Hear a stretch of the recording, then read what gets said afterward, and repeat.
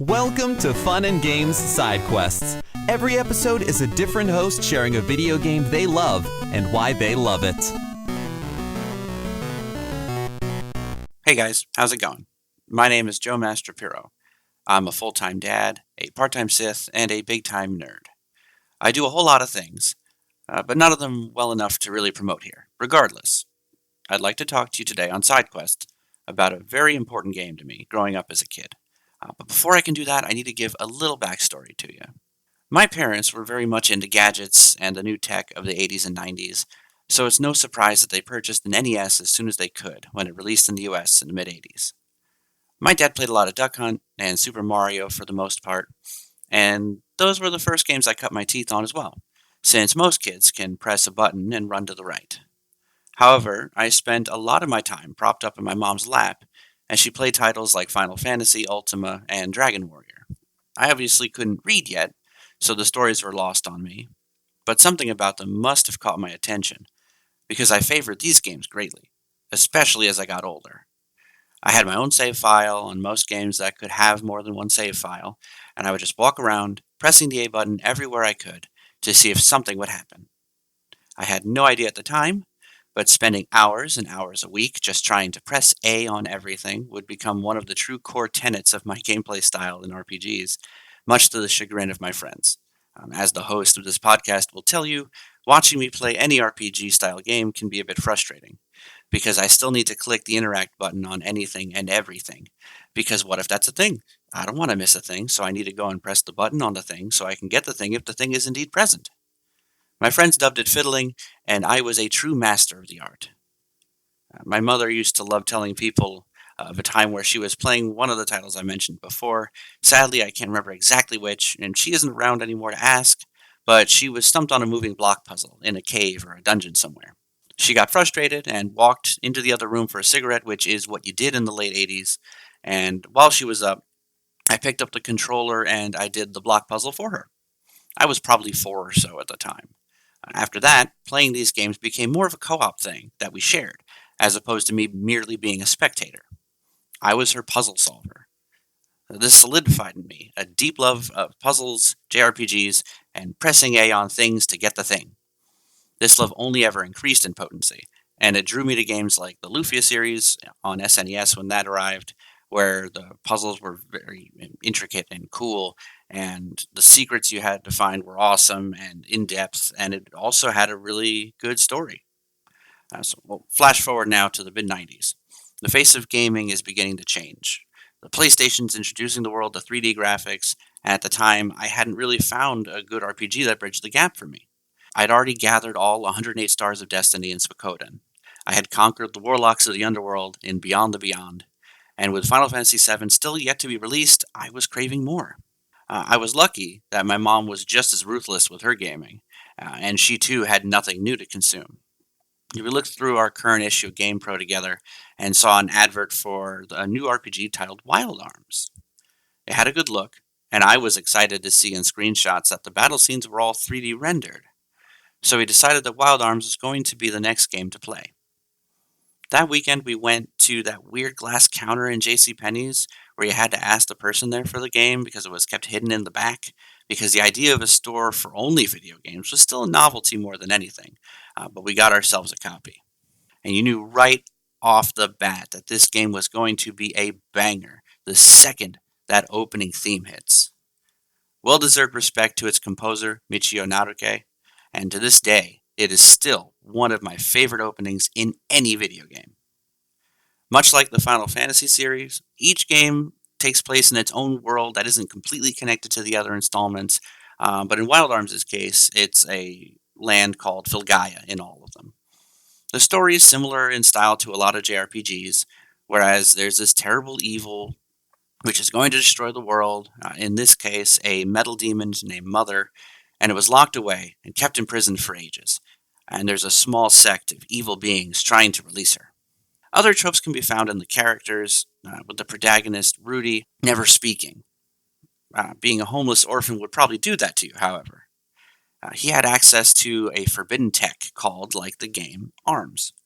Most tech is outlawed, since most of it can be connected back to the big bad evil gal. hosts, and so he constantly finds himself alone and questioning his role in the world. He's eventually joined by Cecilia, who is lonely for completely different reasons. She was the trope of the magic user noble, the princess locked away who has all these plans set aside and made for her despite not wanting them. And she comes in contact with this guardian spirit, which allows her to become a conduit of the spirit world and an avatar of the world's elemental forces. Hold on a second here. Where have I heard that? Oh, yeah, she's Aang. So now we have Cloud Strife and Aang. Admittedly, before either of these two existed, so it's okay. And they're inevitably joined by none other than Indiana Jones. I mean Itachi Uchiha. No, I mean Guts. No, no, that's not right. His name is Jack Van Barras, a treasure hunter and swordsman for hire on a quest to find the ultimate power in order to confront his troubled past. I mean, yeah, pretty standard now. But at the time, it was still kind of fresh, and you have to admit that the three of them make a pretty badass ensemble. It had a funky, fantasy, industrial, post apocalyptic, Western theme running throughout, which was also pretty new at the time in JRPGs and would go on to become a very well known aesthetic you can find in every corner of pop culture these days. I devoured this game. One of the things I loved the most was this new innovative tool system they had for each character. Everyone had a handful of things special to them, which gave them their own unique ways to interact with things, including modifying the environment, traversing otherwise impossible barriers like pits, and altering the way certain mechanics function within the game. Because each character had this arsenal of things they could throw at a scenario, including the ability to revert to a previous game state, they were able to really up the complexity of the puzzles. I had never in my life been able to press the button to do the thing in such a varied and interesting way before, and not many contemporary titles do either. I have a hard time thinking of another time in a game where you needed to play a sick guitar riff at an exact spot in order to summon literally the capital D devil to do battle, other than maybe Brutal Legend, and at least in that game it's something you'd expect. Character advancement was rooted in the system as well, because as you gained levels and increased in strength, yes, your stats would improve, but in order to get new arms for Rudy and sword techniques for Jack, you had to search those out, and sometimes you'd find them in unlikely places, which was really nice. It was a really cool change of pace for me.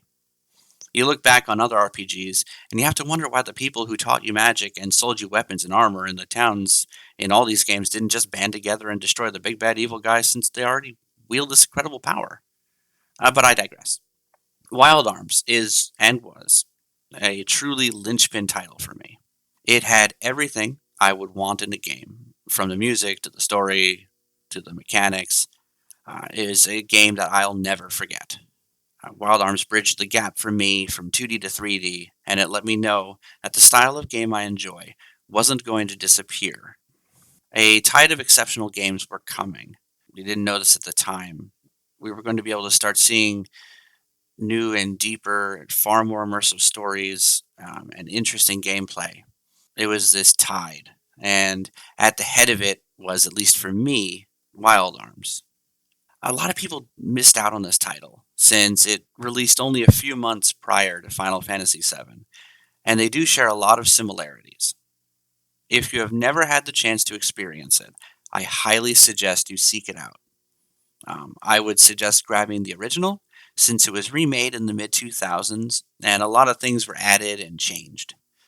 It's not worse, but it's not necessarily better either. They don't change the opening theme though. Even after almost a decade, it's still a banger. So I hope you've enjoyed listening to me ramble a bit about my love for puzzles and pressing the button to do the thing in games. Feel free to reach out if you want to talk more about things like this. I'm on Twitter at Not the Droids for You. Thanks for taking the time, and happy gaming.